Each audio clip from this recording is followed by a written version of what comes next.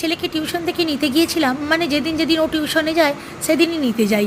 পাশে কলেজের সামনে অনেক ফুচকাওয়ালা বসে, লোভ তো হয়ই, বাট ছেলে খুব একটা পছন্দই করে না। এখন এই এপ্রিল মাসে মারাত্মক গরম পড়েছে, গরমে সবারই একটু টক খেতে মন চায়।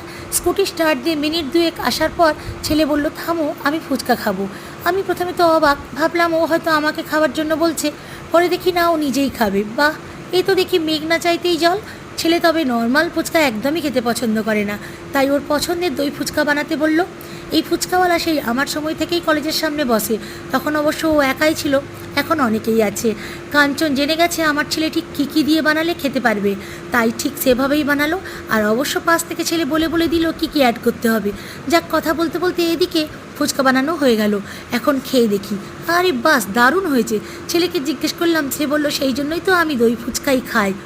খাবার শেষে ছেলের বাবার জন্য এক প্লেট প্যাক করে নিলাম।